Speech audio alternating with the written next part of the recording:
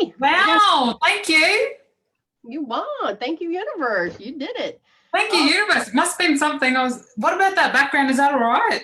Oh, I love it. I love it. Aurora Borealis? Absolutely.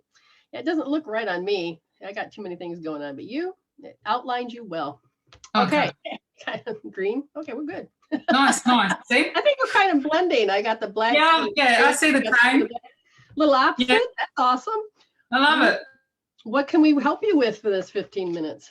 Well, I'll go more like, I think it's that ego mindset, intuition mindset. I was just writing some questions down. Okay. Just for the work that I do, I use the thought and clear the energy while I'm counselling. Excellent. So while they're processing out through their traumas or whatever, like I intentionally use that heart-centered and then push it out. And I just wanted to know, like, is that effective? Is that working for them, or you get I use feedback. more words? Okay. Do you get feedback? I do. Okay. Now, depending on the level to where they are, if they're getting feedback that they really can measure, okay, because some people have a tendency to not want to hurt your feelings, so they'll tell you have feedback. Then there's some people that actually feel the feedback because they've never been exposed to any of this before.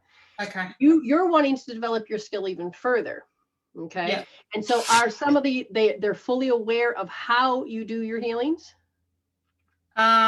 So the trauma, the regression, they are like that. So when they're suicidal and then you see the shift, like I've seen this black thing beside him, that I've never seen that before. So I thought I might be ascending, but okay. With my skills. All right. What they're explaining to me on that one is this, when you have your shadow work, okay, we are both yin and yang. And we are learning to do integration. And because we're in the middle of this transition, it is about learning how to define things. So when you are having the dark things, most people in the past will say that's evil. I'm going to tell you a lot of times it's not about being evil. It's about how much energy you have taken and how that person can take that thought and go there. If there's an emotional aspect attached to it with a lot of talk, a lot of people get confused between, oh, this is a demon, and a lot of it is just a lot of memories. This is why you need to break it down. Okay. And so when you're doing your healing, as long as they're aware that you're working in that particular part and that your energy is interacting with them, then they'll be more open. Now, if they're consciously saying yes and their physical body is saying no, you have to make sure you get permissions on all the levels. This is one of the things I like to teach people, is because if you don't get permission, if you want it gone and they want it gone, but their body is saying it's my safety blanket, don't cross that. Yeah. Now, it is difficult. Yeah. And the difficult is when you see somebody that's suicidal and you want to help them. What I find out is if you can balance their brain, because sometimes I can't receive love, maybe a little joy. But what if I can't receive love? Maybe enjoy, but maybe a little happiness. So I will come up across a lot of heart wall issues. So what I do is I just say, okay, I'm going to put the ball in your court and I want you to take responsibility. So I will give them the healing by making them do the healing on themselves. And instantaneously, because they're choosing to participate, they'll know whether they want to go forward or not. Yeah. When you are working with other dark things, then yes, helping to clear out and the soul seat in that area where the heart is really does help. But again, you need to have permissions, because some of these people will hang on to responsibilities of, I have to take and be responsible for this. And it's not theirs, but it's the attachment, okay? Or they're best friends because I didn't have the confidence, but this gives me the confidence. This is like the same thing as saying it has a drug. Drugs, alcohol give you that confidence. But what it is the nervous system. The nervous system is communicating in a certain way that the brain is holding a pattern. Yes. Okay. So when you're helping somebody, especially in the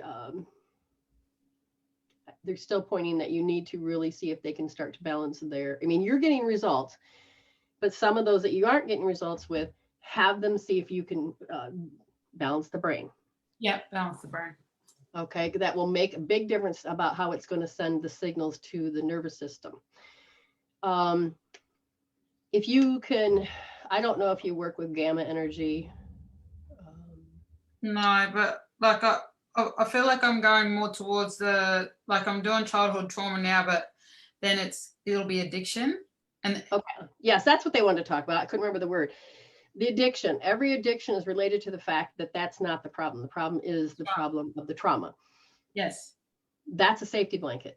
That's the only way they can cope, handle, deal, and pacify. So if you can go to the trauma, the age, you've got to give back to that child that it has, I don't want to be vulnerable again. It's trying to tell you, this happened. I don't know how to process it. It tried. Yeah. Yeah.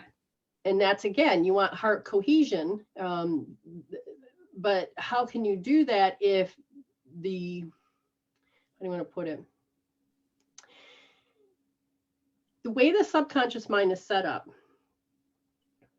is that trauma, and it finally finds one result and it works to take care of that trauma. Yeah. We'll always do it when we're a child. Yeah. Okay? The problem is that no matter, if I try this, it doesn't work, you go back to that first. And it's irrational at best. And sometimes it's not the safest or the healthiest, but you keep going back to this. That's right. With the trauma of some people that is so devastating, they may go into high beta with their brain. They may go into paranoia. That tells you that the energy is down, that the energy is off, their polarity is off. They're going into old habit. The morphogenic field says it refused to let go. I don't know why they're giving you all this. I mean, I do, but I'm trying to, you ask the question, is it working? Sense. Yes and no. Okay. Resonate. Yeah. And then I'm thinking, because I hold on to that identity of the trauma for so long. Yes. And then I get 6 or 20 sessions with them, depending on the severity. And then it's about building that relationship, or their spirit trusting mine. And then we can go into the deeper level, deep-rooted stuff. That's true. Yes. Depends on, if, as long as they're yes, they're different. They're talking to me at the same time as I'm trying to speak, and they won't let me speak because they're talking. So. No, this is good. This is really good. Yeah. Okay. So let me just back up the boat. I'm going to make them go back into a chute because that's too many voices at once. When you go ahead and you're moving energy and you're letting the energy flow through, depending on the process that you're doing, your goal is that you want that person to feel better, happier, mentally, emotionally, physically, and spiritually. Yes, mostly you're working on the mental health aspect of it. Yeah. Okay. Because if you're working on the mental health aspect of this, you do need to make sure that the body comes out of stress. Okay. Mm-hmm. And if they're not ready to get rid of their issues, you still got to make sure that they get out of stress. That means you have to tell the sympathetic nervous system that it needs to go into rest and digest. It has to go into the parasympathetic. So the autonomic nervous system is set up to keep repeating a story until it gets disrupted. So you need to create a disrupt pattern for them. Now, a lot of times this is where if they can't do anything, you got to give them some way to empower themselves. So if you can breathe, have them breathe, balance their heart. Okay. I'm just looking at all the ways I would do it. And I'm trying to figure out the best way for you to do it because you do it differently. Yeah.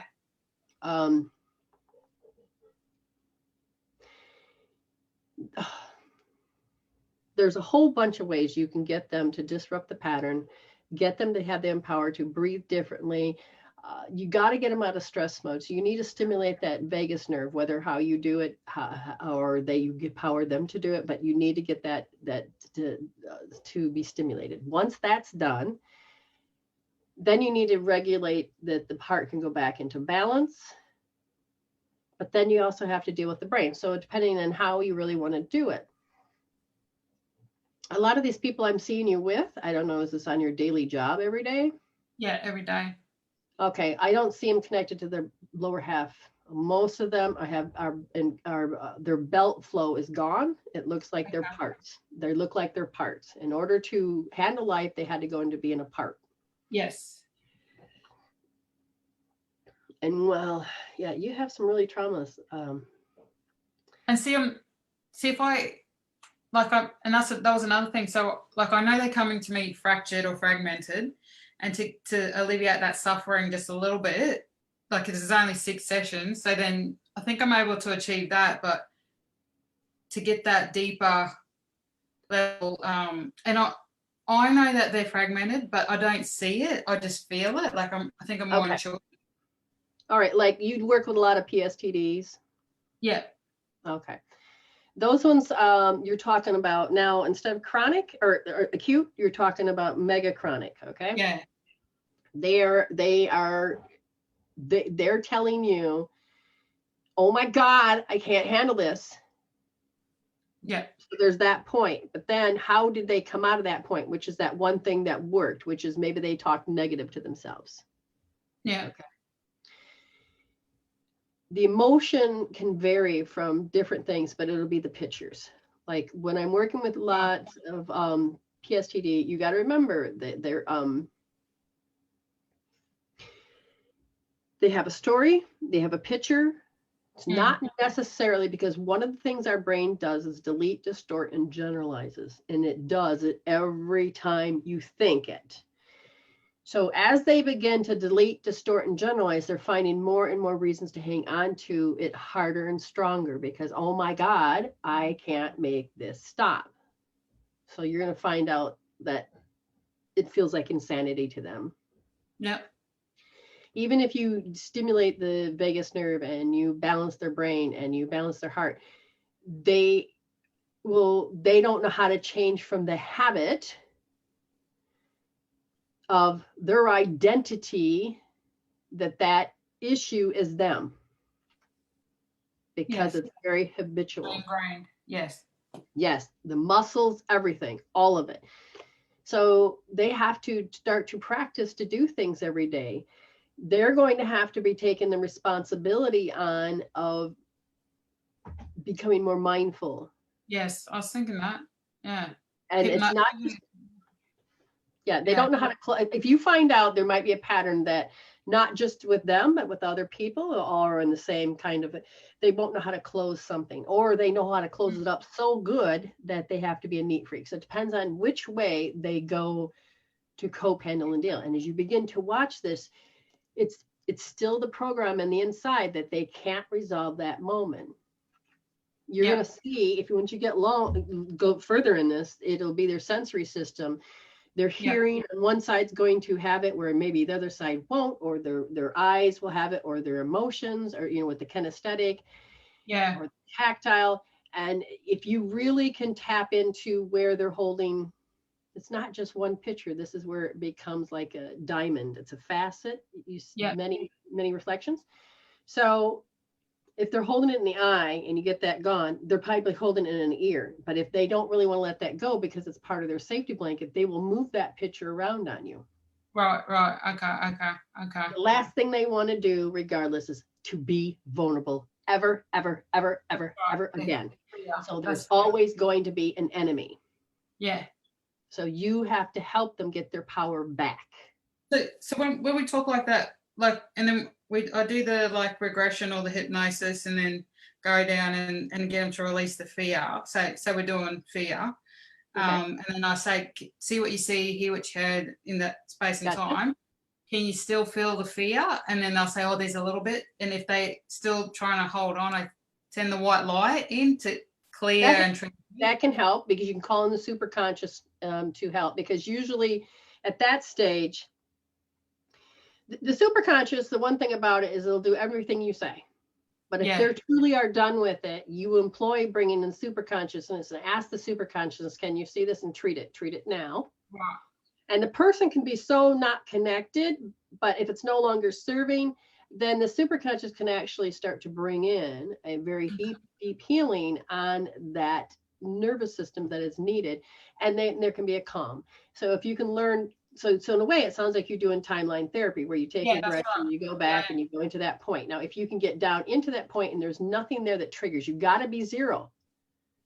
This is where you may have to come in, because every time when people say they're done, I'm like, no, it's a 3. Yeah. They have no clue how to connect, because sometimes somebody's pain tolerance is so high that They have no idea. So, but if you have a little bit left, it'll grow later.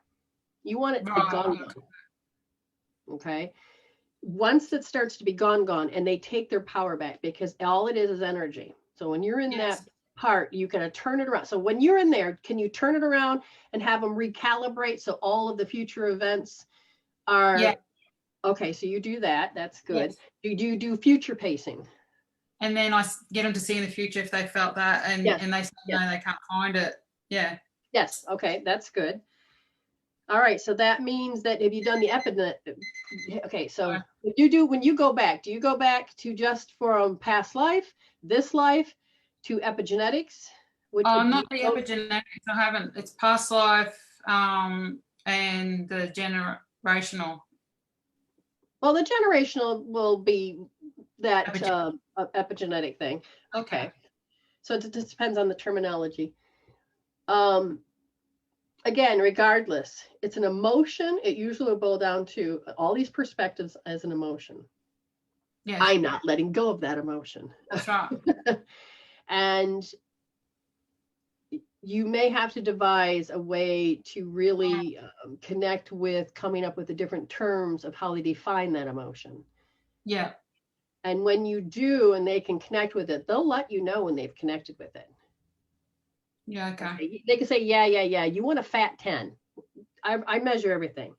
So if I'm looking at, say, ooh, disgust, and it's like, oh, that's a 5, but all of a sudden I'm seeing that they're obsessed, and that's a 10, and that's really what it's about. Even though they say, no, if I'm disgusted, it's usually another emotion, and you can find it on a higher scale. All right. And then once you do, it's it's a gestalt, which means you start taking out one, it starts to clean it out. Yes. And then you have to see how it's connected to the rest of the octagon, the honeycomb type of memory. Yeah. But it sounds complicated, but yet again, if you listen to it, you can start to break it down. Yeah. Get yourself a new protocol sheet, a list of emotions, of negative emotions. Okay. Make sure you put the word vulnerability, because people's vulnerability, they'll define it in so many different ways. That's right. Like, different word, different meaning, different perspectives, but it's that same emotional energy holding on. Yes. Like, why won't my body lose weight? Is because it doesn't want to feel sexy, so that it can attract vulnerability, so that it doesn't get raped again or doesn't get hurt again.